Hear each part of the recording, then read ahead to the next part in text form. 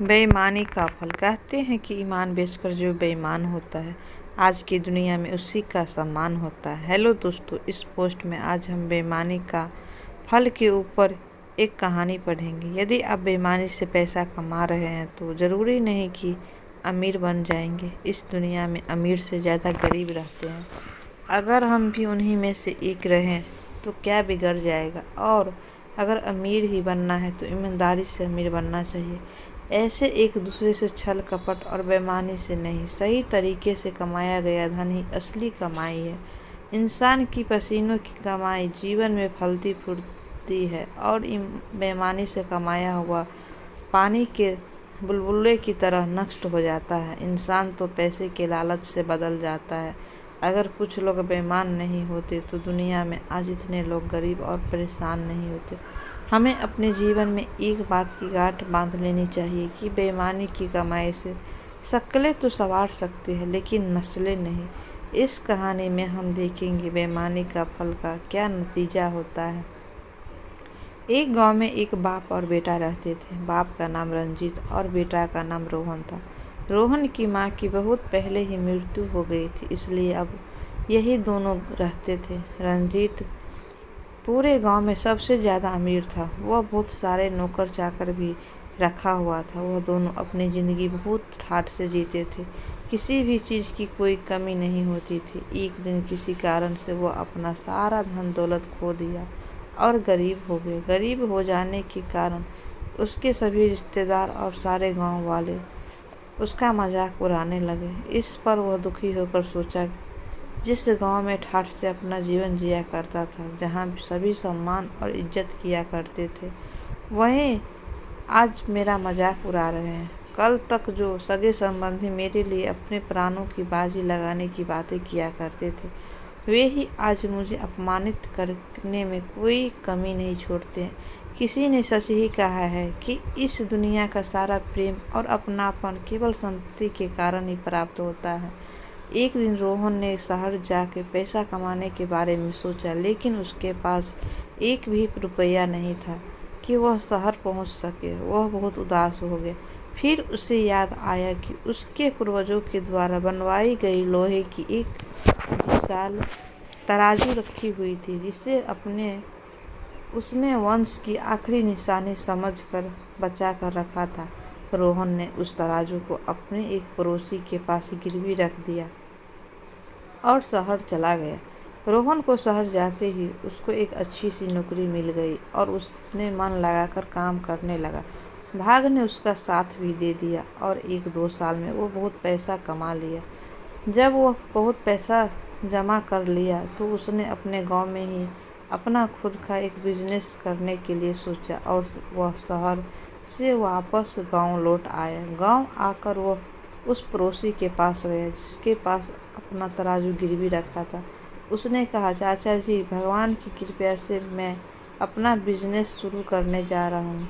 अब आप अपना ब्याज आदि का हिसाब करके मेरा तराजू मुझे वापस दे दीजिए। पड़ोसी को विश्वास नहीं था कि वह गरीब आदमी इतने कम समय में इतना पैसा कमा सकता है। उस पड़ोसी को इतना भारी तराजू को देखकर उसके मन में लालच आ गया था और उसने लौटाना नहीं चाह रहा था। उसने मन उदास होकर कहा, बेटा रोहन, तुमसे ब्याज क्या लेना, तुम तो मेरे परिवार के सदस्य जैसे हो। लेकिन मैं तुम्हारे सामने लज्जित हूँ। तुम्हारे तराजू की मैं रक्षा नहीं कर सका। उसे चूहों ने कुतर कुतर कर खा लिया। अब तो उसका एक टुकड़ा भी नहीं बचा है। रोहन समझ गया कि इसके मन में बेईमानी आ गई है। रोहन को बहुत गुस्सा आया, लेकिन उसने अपने गुस्से को दबा कर रखा और बोला, भाग और होनी पर किसी का वश नहीं चलता। चाचा जी, तराजू को चूहा ने खा गए तो इसमें आपका क्या दोष। आपने तो चूहों को कहा नहीं होगा कि वे उसे खा जाए। पड़ोसी ने उदास होकर बोला, हाँ बेटा, अब कर भी क्या सकते हैं। रोहन ने कुछ देर तक बातें करने के बाद कहा, चाचा जी, राम कहाँ है। मैं नदी में नहाने जा रहा हूँ। उसे नदी में नहाने में बहुत अच्छा लगता है। सोचा उसे भी साथ में ले जाऊँ। राम उस पड़ोसी का बेटा था और वह रोहन का बहुत अच्छा दोस्त भी था। उस पड़ोसी ने अपने बेटे राम को बुलाया और रोहन के साथ नदी में नहाने के लिए भेज दिया। रोहन और राम नदी में नहाने के लिए चल दिए। नहाने के बाद रोहन ने राम को एक गुफा में छुपा दिया और उसके द्वार को एक बड़ा पत्थर से बंद कर दिया और वह अपने घर की ओर चल दिया। रोहन को अकेला देख आया पड़ोसी डर गया और बोला, बेटा राम कहाँ है? रोहन उदास होकर बोला, चाचा जी मुझे माफ़ कर दीजिए, मैं राम को बचा नहीं पाया। मैं नदी में नहा रहा था और राम नदी के किनारे बैठा हुआ था कि एक चील आई और उसे लेकर उड़ गई। मैं बहुत दूर तक उसके पीछे दौड़ा, लेकिन वह इतना तेज उड़ रही थी कि मैं उसका पीछा नहीं कर पाया। पड़ोसी गुस्से में बोला, अरे ओ झूठे, तूने मेरे बेटे के साथ क्या किया है? क्या चील इतने बड़े लड़के को लेकर उड़ सकती है? सीधे सीधे मेरे लड़के को लौटा दे, नहीं तो मैं तुम्हें राजा से दंड दिलवाऊंगा। रोहन बोला, देखिए जो सच है मैंने आपको बता दिया। अब आप राजा के पास जाना चाहते हैं तो जाइए, मुझे कोई दिक्कत नहीं है। दोनों राजा के दरबार में पहुंचे। पड़ोसी ने सारी बातें राजा को बताया। राजा ने उसकी बात सुनकर दंग रह गए और बोले, रोहन यह कैसे हो सकता है? चील इतने बड़े लड़के को उठाकर ले गए, असंभव है, यह एक अनहोनी है, ऐसा कैसे हो सकता है? रोहन बोला, महाराज आजकल आपके राज में अनहोनी ही तो हो रही है, इसलिए ऐसा घटनाएं घटेगी ही। जब लोहे के तराजू को चूहे खा सकते हैं तो चील एक लड़के को लेकर क्यों नहीं उड़ सकती है? राजा बोले, ये तराजू वाली क्या कहानी है? तभी रोहन ने पूरी कहानी राजा को बताई। इस पर राजा ने गुस्से से बोले, बेईमानी किसी का भला नहीं करती, क्योंकि जब यह एक व्यक्ति के मन में उत्पन्न होती है तो अनेकों को बेईमानी बना देती है। तुम्हें इस बेईमानी का फल मिलेगा। तभी पड़ोसी ने राजा से बोला, महाराज मुझे माफ़ कर दीजिए, मुझसे बहुत बड़ी गलती हो गई है।